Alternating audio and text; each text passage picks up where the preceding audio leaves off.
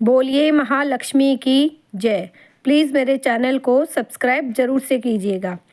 श्री महालक्ष्मी माहात्म्य की व्रत कथा, गुरुवार की कथा।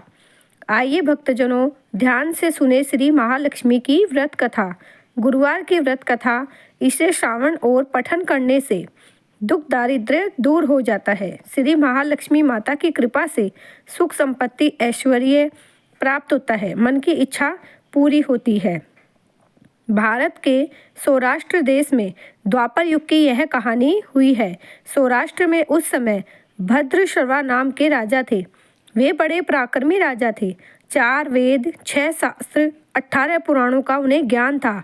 उनकी रानी का नाम सूरत चंद्रिका था। रानी दिखने में सुंदर और सुलक्षणा थी तथा पतिव्रता भी थी। उन दोनों को 7 पुत्र तथा उसके बाद एक कन्या का वरदान मिला था। कन्या का नाम श्याम बाला था। एक बार महालक्ष्मी जी के मन में आया कि जाकर उस राजा के राजप्रसाद में रहें, इससे राजा को दुगनी धन दौलत की प्राप्ति होगी और वह इस धन दौलत से अपनी प्रजा को सुख दे पाएंगे। गरीब के घर अगर रहे और उसे धन दौलत प्राप्त हो तो वह स्वार्थी की तरह केवल अपने ऊपर ही खर्च करेगा। यह सोचकर श्री महालक्ष्मी जी ने बूढ़ी ब्राह्मण स्त्री का रूप धारण किया। हाथ में लाठी लिए लाठी के सहारे रानी के द्वार तक पहुंची।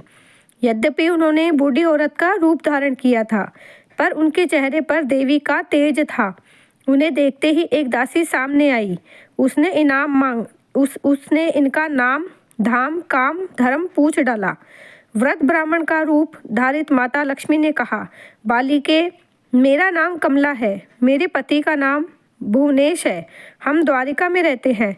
तुम्हारी रानी पिछले जन्म में एक वेश्या की पत्नी थी। वह वेश्या गरीब था।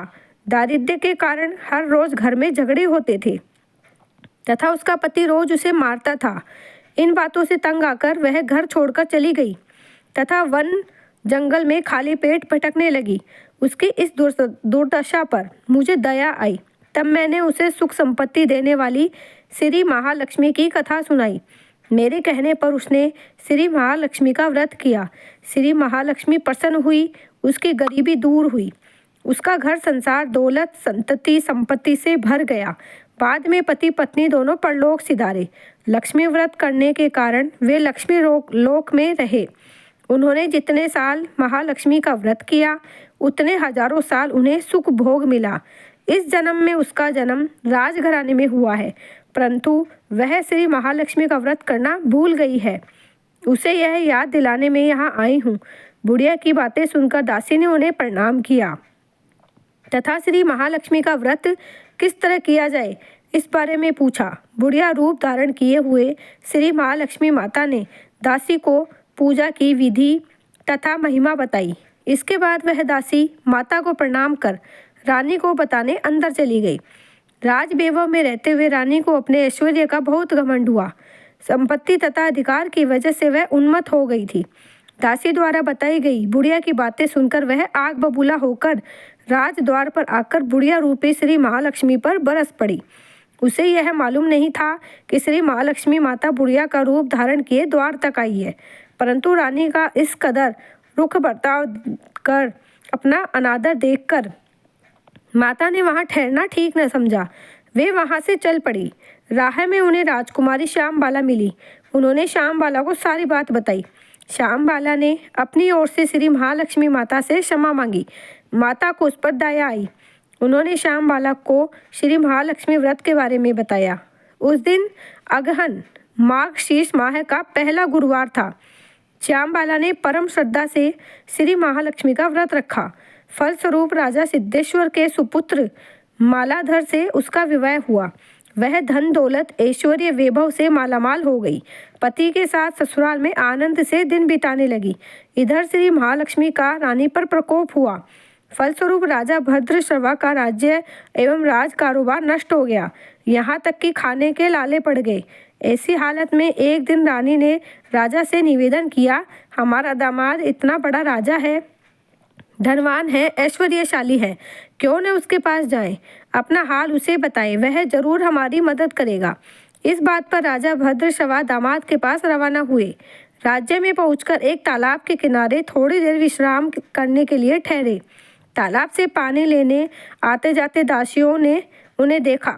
उन्होंने विनम्रता से उनकी पूछताछ की। जब उन्हें यह मालूम हुआ कि वे रानी श्यामबाला के पिता हैं, तो दौड़ते हुए जाकर उन्होंने रानी को सारी बात बताई।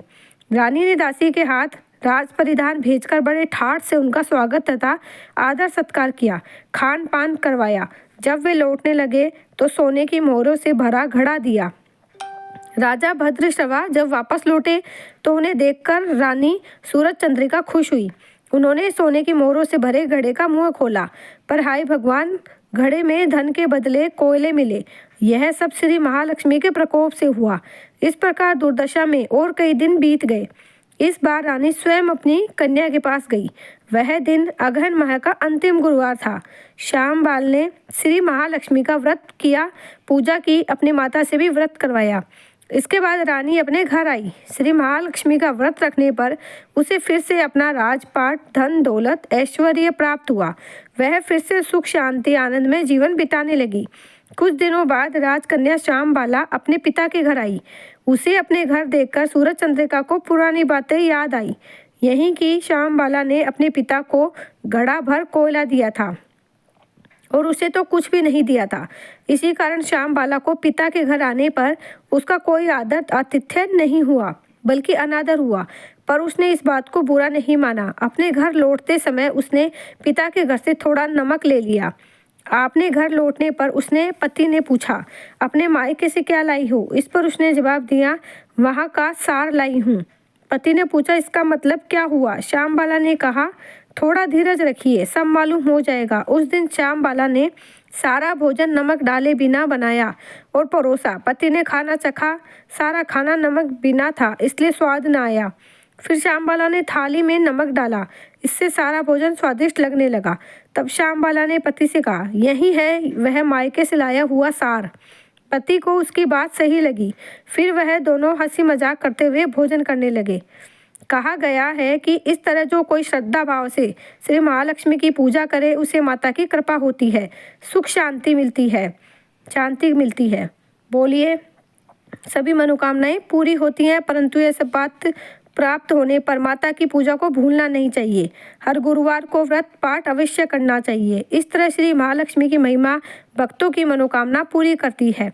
इस प्रकार श्री महालक्ष्मी की गुरुवार की कथा संपूर्ण होती है। बोलिए महालक्ष्मी की जय।